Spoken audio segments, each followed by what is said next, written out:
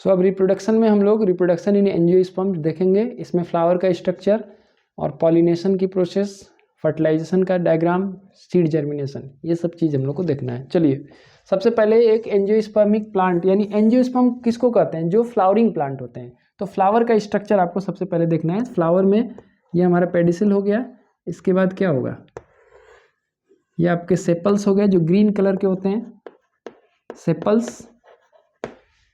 इसके बाद पेटल्स होंगे, ये क्या हो गए, पेटल्स। कई सारे होते हैं ना, तो पेटल्स लिखा जा रहा है, ठीक है ना। इसके बाद आपका यहाँ पर फीमेल रिप्रोडक्टिव पार्ट को बनाया जा रहा है। इसमें 3 पार्ट को आइडेंटिफाई कर लिया जाए। देखो ये ओवरी है, इधर लिखता हूँ क्योंकि यहाँ दिखेगा नहीं तुम्हें, सॉरी। चलो देखो ये ओवरी है, स्टाइल है, और ये स्टिग्मा है।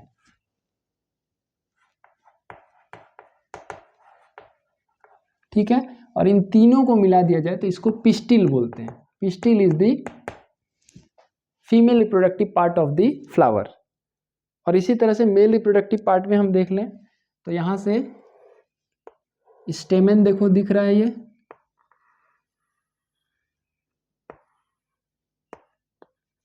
ठीक है, कई सारे बना दिया जाए इसमें।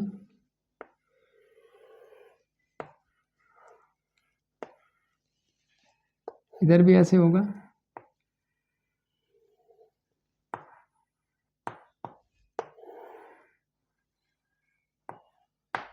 ठीक है ना। अब देखो यहाँ पर ये फीमेल रिप्रोडक्टिव पार्ट में 3 पार्ट है, अभी मैं अलग से भी कर दूंगा, यहाँ थोड़ा जगह कम ही पड़ रहा है, लेकिन मैं इसको अलग अभी बना देता हूँ। यही तुम्हारा जो है मेल रिप्रोडक्टिव पार्ट है, जिसको हम लोग बोल रहे हैं यहाँ पर, रुक जाओ 1 मिनट।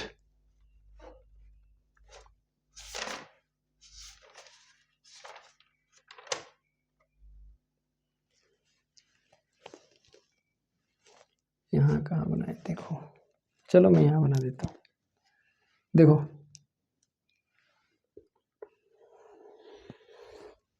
ये तुम्हारा फीमेल रिप्रोडक्टिव पार्ट है, जिसमें ओवरी है, स्टाइल है और स्टिग्मा है,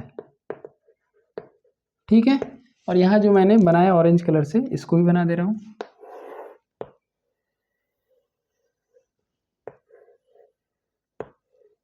ये फिलामेंट है और ये है एंथर, और इसको हम लोग बोलते हैं स्टेमेन, इसको बोलते हैं पिस्टिल।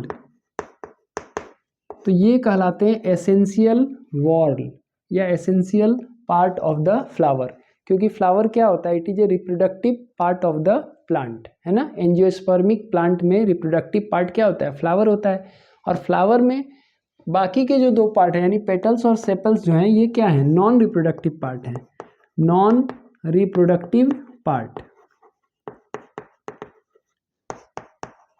और ये क्या कहलाएंगे, रिप्रोडक्टिव पार्ट। यानी हम लोग इसको बोलेंगे एसेंशियल वॉल, ठीक है, और ये नॉन एसेंशियल वॉल कहलाएंगे, ठीक है। अब देखो इसमें हम लोग को छोटे छोटे टर्म्स को देखना है, बहुत डिटेल नहीं जाना है। सबसे पहली बात कि फ्लावर में जो पार्ट्स है उसको हम लोग देख लिए। अब इसके बाद देखो कि फ्लावर का जो मेल रिप्रोडक्टिव पार्ट है, उसके टिप पर देखो एंथर होता है। जब एंथर मैच्योर होता है, जब पूरी तरह से मैच्योर हो जाएगा ये, तो ये बस्ट कर जाएगा या स्प्लिट कर जाएगा, ये ऐसे फट जाएगा, ठीक है ना, ऐसे। यहाँ मैंने दिखा दिया। अब इससे क्या स्प्रेड होगा, ये पॉलन ग्रेन्स निकलेंगे। ये क्या है, पॉलन ग्रेन्स। तो पॉलन ग्रेन्स कहाँ प्रेजेंट होते हैं भाई, एंथर में प्रेजेंट होते हैं। एंथर जब मैच्योर हो जाता है तो पॉलन ग्रेन बस्ट कर एंथर बस्ट कर जाएगा और पॉलन ग्रेन्स डस्ट की तरह बाहर निकलेंगे, ठीक है ना। येलोइश कलर के ज़्यादातर फ्लावर में देखने को मिलता है। अब पॉलन ग्रेन का एंथर से स्टिग्मा की तरफ जो ट्रांसफर होगा ना, इसी को हम लोग बोलते हैं पॉलिनेशन। तो पॉलिनेशन का डिफिनीशन पूछा जाए तो क्या हो जाएगा? Pollination it is the transfer of pollen grains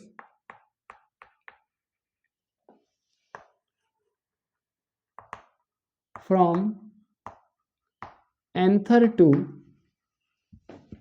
stigma। ठीक है ना? किस किस मीडियम से ट्रांसफर हो सकता है? मीडियम क्या क्या हो सकता है? तो पहला विंड हो सकता है, दूसरा वाटर हो सकता है, तीसरा इंसेक्ट हो सकते हैं।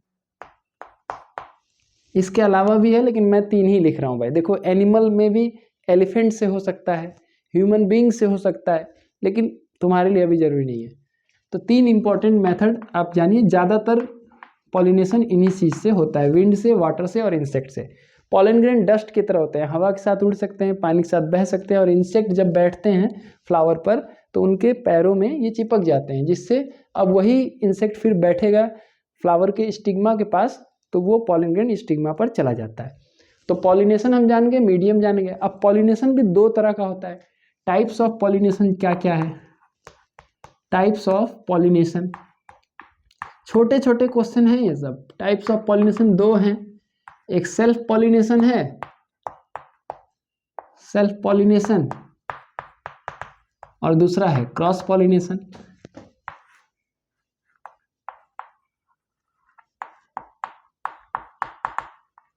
सेल्फ पॉलिनेशन में क्या होगा? उसी फ्लावर का, मतलब एक फ्लावर है, उसी का एंथर से निकला हुआ पॉलिन ग्रेन उसी के स्टिग्मा पर जा रहा है, यानी सेम फ्लावर। सेल्फ पॉलिनेशन तब बोला जाएगा जब सेम फ्लावर में होगा। और क्रॉस पॉलिनेशन तब बोला जाता है जब डिफरेंट फ्लावर, चाहे वो एक ही प्लांट के 2 अलग अलग फ्लावर के बीच में हो सकता है, चाहे वो अलग अलग प्लांट के 2 फ्लावर के बीच में हो सकता है। ठीक है ना? सेम डिफरेंट फ्लावर मतलब different flower on the same plant, या different flower on the different plant हो सकता है। ठीक है? लेकिन सेल्फ पॉलिनेशन हमेशा एक ही फ्लावर की बात हो रही है, मतलब उसी फ्लावर का एंथर से निकला हुआ पॉलन ग्रेन उसी फ्लावर के स्टिग्मा पर जा रहा है। जैसे मान लो यहाँ से निकल के यहाँ चला गया तो सेल्फ पॉलिनेशन है, कोई दूसरे फ्लावर से निकल के आया तो वो कहलाएगा क्रॉस पॉलिनेशन। ठीक है? तुम्हें कुछ एग्जाम्पल भी पते होने चाहिए कि यूनिसेक्सुअल फ्लावर का एग्जाम्पल तुमको जानना है। यूनिसेक्सुअल फ्लावर, यूनिसेक्सुअल मतलब जिसमें केवल एक सेक्स हो, चाहे वो मेल वाला पार्ट होगा उसके पास, मेल रिप्रोडक्टिव पार्ट, या फीमेल रिप्रोडक्टिव पार्ट। तो ऐसे फ्लावर का एग्जाम्पल है पपाया, वाटरमेलन, ये सब इसके एग्जाम्पल हो जाएंगे। बाइसेक्सुअल फ्लावर का एग्जाम्पल बताओ। बाइसेक्सुअल बहुत सारे हैं, जैसे हिबिस्कस हो गया, गुड़हल जिसको तुम लोग बोलते हो, मस्टर्ड, मस्टर्ड खेतों में आप देख सकते भी हो इसको, है ना? ये सब बाइसेक्सुअल फ्लावर के एग्जाम्पल हो गए। तो इस तरह से हम देख रहे हैं कि पॉलिनेशन क्या हो गया, मीडियम क्या है पॉलिनेशन के, टाइप ऑफ पॉलिनेशन क्या हो गया, यूनिसेक्सुअल फ्लावर का एग्जाम्पल देख लिए, बाइसेक्सुअल का देख लिए। अब एक स्टेटमेंट पूछा गया कि जस्टिफाई करना था कि it is possible that pollination can take place without fertilization but fertilization can not take place without pollination। तो इसको समझने के लिए हम लोग को ये समझना पड़ेगा कि फर्टिलाइजेशन कैसे होता है। पॉलिनेशन तो हमें समझ में आ गया कि पॉलन ग्रेन यहाँ तक पहुँचेगा, इन सब में से किसी एक रास्ता, किसी एक मेथड्स के, किसी एक की सहायता से यहाँ तक पहुँच जाएगा। वहाँ पहुँचने के बाद क्या होगा, ये चीज़ हम लोग को थोड़ा देख लेना है। ठीक है? तो देखो, ये फ्लावर का जो डायग्राम है ना, मैं इसको रब कर देता हूँ और यही मैं समझाऊंगा। देखो, अब देखो, इसको हम थोड़ा डिटेल बनाते हैं कि ये जो फिगर आपको दिख रहा है ना, इसको थोड़ा डिटेल करते हैं। तो बड़ा बनाना पड़ेगा।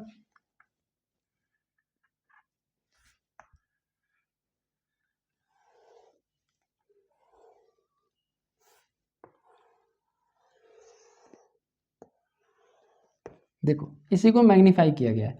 अब एक पॉलन ग्रेन जब यहाँ पहुँचता है, एक ही तो पहुँचेंगे नहीं, कई सारे पहुँचेंगे,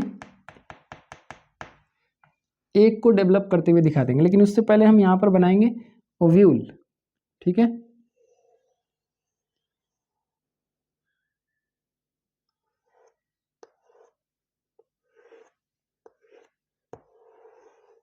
ये स्टॉक से ऐसे जुड़ा होता है। ये माइक्रोपाइल इंड है, लेकिन अभी ये सब नाम जरूरी नहीं है, तुम इंपॉर्टेंट चीज बस देख लो। यहाँ पर 3 सेल होते हैं, 1 2 और ये 3। बीच वाले सेल को बोलते हैं एग न्यूक्लियस या एग सेल बोलते हैं, एग सेल। बीच वाले को क्या बोल रहे हैं? एग सेल बोल रहे हैं। बीच में यहाँ पर है 2 न्यूक्लियाई दिख रहे हैं हम लोग को, इनको बोला जाता है 2 पोलर न्यूक्लियाई, 2 पोलर न्यूक्लियाई। और यहाँ पर होते हैं 3 सेल जिसको हम लोग बोलते हैं एंटीपोडल सेल्स, एंटीपोडल सेल्स। ठीक, जैसे पॉलन ग्रेन यहाँ पहुंचा तो अब क्या होगा कि कीमोट्रोपिज्म से, जो मैंने बताया था आपको, कीमोट्रोपिज्म से धीरे धीरे यहाँ पर पॉलन ट्यूब डेवलप होगा। अब कई सारे फिगर नहीं बनाएंगे हम, एक ही फिगर बना रहे हैं क्योंकि एग्जाम में एक ही फिगर बनाने को आएगा, कई सारा नहीं आएगा। ये पॉलन ट्यूब डेवलप होता है धीरे धीरे करते करते, ये एक ही बार में नहीं बनेगा, पहले छोटा सा बनेगा, फिर आगे बढ़ते जाएगा तो यहाँ तक वो बनेगा। ये फिगर बनाने के लिए भी आ जाता है एग्जाम में, ठीक है ना। तो ये जो दिख रहा है आपको स्ट्रक्चर, ये पॉलन ट्यूब है। और ये क्या है? पॉलन ग्रेन है। तो कई सारे पॉलन ग्रेन स्टिग्मा पर पहुंच सकते हैं, लेकिन सब डेवलप नहीं होंगे, एक ही डेवलप होगा। जैसे एक डेवलप होगा बाकी डेवलप होने का पॉसिबिलिटी खत्म हो जाएगा। ये जो स्ट्रक्चर बना है इसी का ये मैग्नीफाइड व्यू है, ठीक है। ये जो आपको दिख रहा है ये ओव्यूल है, ठीक। ये जो दिख रहे हैं ये लेयर्स हैं, इंटेगुमेंट्स हैं, इंटेगुमेंट्स, ठीक है। तो इस तरह से ये जाएगा, यहाँ पर मेल न्यूक्लियस दिखा दे रहा हूँ मैं, यही जा करके फ्यूज करेगा। आगे हम बताते हैं कि ट्रिपल फ्यूजन और डबल फर्टिलाइजेशन क्या है, उसको देख लो।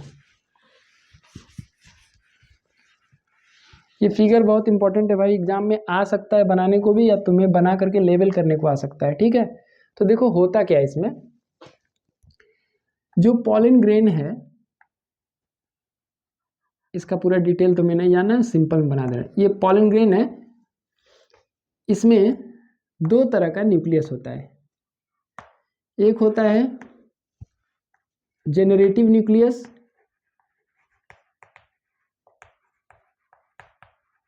और दूसरा होता है ट्यूब न्यूक्लियस।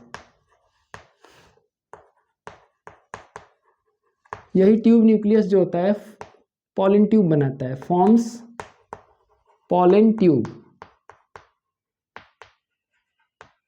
और जेनरेटिव न्यूक्लियस डिवाइड करेगा, डिवाइड हो जाएगा और ये बनाएगा 2 mail nucleus, first male nucleus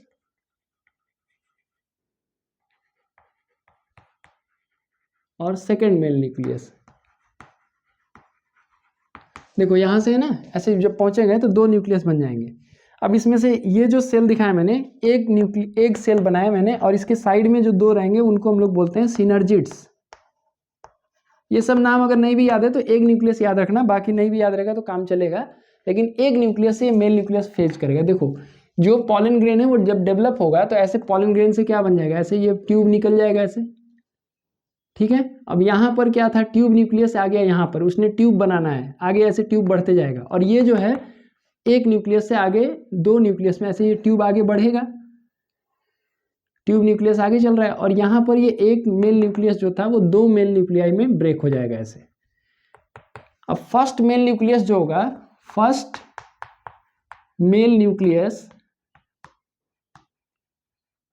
egg nucleus से फ्यूज करेगा, एग न्यूक्लियस से, और इससे क्या बन जाएगा, जाइगोट। तो पहला ये फर्टिलाइजेशन हो गया। दूसरा जो सेकेंड मेल न्यूक्लियस है वो फ्यूज करेगा 2 पोलर न्यूक्लियाई से, 2 पोलर न्यूक्लियाई, 2 पोलर न्यूक्लियाई, और इससे बन जाएगा इंडोस्पर्म। ध्यान रहे, इंडोस्पर्म। देख लीजिए ध्यान से, फिर से देखो ये जो पॉलन ट्यूब आया इसमें अल्टीमेटली ये पॉलन ट्यूब जो है जब यहाँ तक ग्रो कर जाएगा तो ये ट्यूब न्यूक्लियस जो था वो डीजनरेट कर जाएगा, खत्म हो जाएगा। और ये एक न्यूक्लियस जो था जनरेटिव न्यूक्लियस, उससे दो न्यूक्लियस बने थे, first male nucleus and second mail nucleus. तो फर्स्ट मेल न्यूक्लियस फ्यूज कर जाएगा एक सेल से, ठीक है, या एक न्यूक्लियस मैंने लिख दिया है, उससे क्या बन जाएगा जाइगोट, और जाइगोट ही क्या बनाएगा इम्ब्रियो बनाएगा, ठीक है। यही फ्यूचर में चल करके नया प्लांट बनाएगा। और जो यहाँ पर हम लोग को दिख रहा है दो न्यूक्लियस दिख रहा है यहाँ पे, जिसको टू पोलर न्यूक्लियाई बोलते हैं, बुक में भी बना होता है। तो वो दूसरा वाला न्यूक्लियस इसके से फ्यूज करेगा और वो बनाएगा एंडोस्पर्म। एंडोस्पर्म क्या होगा, वो जाइगोट के चारों तरफ न्यूट्रिएंट्स बनाएगा, जिससे कि डेवलपिंग एम्ब्रियो को न्यूट्रिएंट्स मिल सके। यानी ये क्या है, न्यूट्रिएंट फॉर डेवलपिंग एम्ब्रियो। अब एक टर्म बहुत इंपॉर्टेंट है यहाँ पे कि डबल फर्टिलाइजेशन और ट्रिपल फ्यूजन। देखो एंजियोस्पर्म में जब पॉलिन ट्यूब जब नीचे पहुंचेगा तो दो मेल न्यूक्लियस पहुंच रहे हैं, फर्स्ट मेल न्यूक्लियस और second male nucleus. First male nucleus एक न्यूक्लियस से मिल रहा है तो जाइगोट बन रहा है, और दूसरा वाला male nucleus two polar nuclei जो यहाँ पर है उनसे फ्यूज कर रहा है तो बन रहा है एंडोस्पर्म। तो फ्यूजन कितनी बार हो रहा है, 2 बार हो रहा है, यानी फर्टिलाइजेशन कितना हुआ, 2 हुआ। तो इस प्रोसेस में डबल फर्टिलाइजेशन हो रहा है। कौन कौन हो रहा है ये मैंने लिख दिया। फर्स्ट मेल न्यूक्लियस एक न्यूक्लियस से मिलेगा जाइगोट बनेगा, second male nucleus two polar nuclei से मैच करके फ्यूज करके बनेगा एंडोस्पर्म, एंडोस्पर्म बनाएगा न्यूट्रिएंट्स डेवलपिंग एम्ब्रियो के लिए, और ये एम्ब्रियो बनेगा। और इस प्रोसेस को जो सेकंड वाला प्रोसेस है, second fertilisation is called triple fusion. Triple fusion क्यों कह रहे हैं, क्योंकि देखो एक न्यूक्लियस यहाँ पर है, 2 न्यूक्लियाई यहाँ पर है, तो टोटल 3 न्यूक्लियस फ्यूज कर रहे हैं, इसलिए उसको क्या बोला जाता है, ट्रिपल फ्यूजन बोला जाता है। अब यहाँ पर ये सारी चीज उतना तो पूछे नहीं गए हैं, क्लियरली ऑनेस्टली बता रहा हूँ, डबल फर्टिलाइजेशन ट्रिपल फ्यूजन ये पूछे नहीं गए हैं, पूछे भी नहीं जाएंगे, उम्मीद कम ही है। हाँ लेकिन जानकारी रखो क्योंकि छोटे मोटे क्वेश्चन कहीं आ सकते हैं। तुमसे पूछा जाएगा कि फ्यूचर क्या है। जो फ्लावर था, फ्लावर में जो 4 पार्ट थे, सेपल्स, पेटल्स, पिस्टिल और स्टेमन, ये 4 पार्ट का फ्यूचर क्या है। तो इसमें से जो सबसे इंपॉर्टेंट पार्ट होगा वो पिस्टिल है, यही फ्यूचर है, इसको मिटाने दो। फ्यूचर क्या है, अब फ्यूचर ये है, ये याद रखना भाई, पूछा गया है। ओवरी क्या बनाएगा, फ्रूट बनाएगा, ovary will form the fruit. जो भी फ्रूट हम लोग खाते हैं ना वो ओवरी है एक्चुअल में।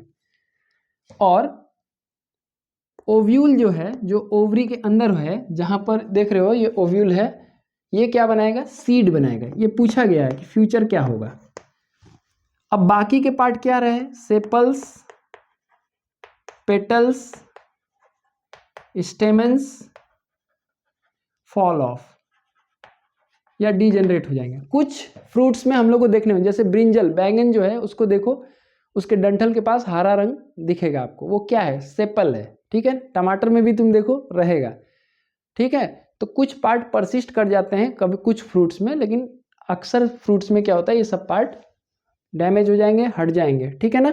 तो ये हो गया आपका एंजियोस्पर्म में प्रोसेस ऑफ रिप्रोडक्शन, जिसमें हम लोगों ने सभी चीज लगभग कवर कर लिए हैं, जो भी चीजें। अब इसमें जो एक क्वेश्चन मैंने शुरू में आपके सामने रखा था कि pollination can take place without fertilisation. देखो ऐसा हो सकता है कि यहां पर पॉलन ग्रेन आया, पॉलन ट्यूब डेवलप ही नहीं हुआ, तो पॉलिनेशन तो हो गया लेकिन फर्टिलाइजेशन नहीं हुआ। लेकिन अगर मैं कहूं कि फर्टिलाइजेशन के लिए, तो फर्टिलाइजेशन तो बिना पॉलिनेशन के हो ही नहीं सकता है। तो यही चीज जस्टिफाई करना है कि justify that pollination can take place without fertilisation but fertilisation can not take place without pollination. तो एक्सप्लेन कैसे करोगे, it is possible that pollen grain migrates from pollen grain produced after maturation of the anther falls on the stigma, then this process is called pollination. And if the pollen grain fails to develop a pollen tube, then fertilization will not take place. It means pollination has taken place but fertilization has not taken place. But if we consider the opposite statement that fertilization has taken place without pollination, then it is not possible, because prior to fertilization the pollen grain must reach the stigma and the process of transfer of pollen grain to the stigma is called pollination। ठीक है, explain करना कि pollen grain के बिना यहाँ पहुँचे कभी fertilisation थोड़ी हो सकता है। अगर फर्टिलाइजेशन हो रहा है तो pollen grain पहुँचा ही होगा, लेकिन ये हो सकता है कि pollen grain पहुँचे और फर्टिलाइजेशन ना हो। जैसे ये वाला pollen grain देखो पहुँचा है, लेकिन अगर मान लो ये वाला केस ना दिखाया जाए तो ये पहुँचा लेकिन pollen ट्यूब नहीं बना तो फर्टिलाइजेशन नहीं हुआ। तो इसी बात को एक्सप्लेन करने के लिए आया था, 3 मार्क्स का क्वेश्चन था। फिगर बना के अच्छे से एक्सप्लेन करना, फिगर बनाओगे तो अट्रैक्टिव होगा तुम्हारा आंसर। ठीक है ना। So this is all about the reproduction in angiosperms. अब इसके बाद हम लोग को ह्यूमन बींग में ही रिप्रोडक्शन को स्टडी करना है। ठीक है ना। ओके।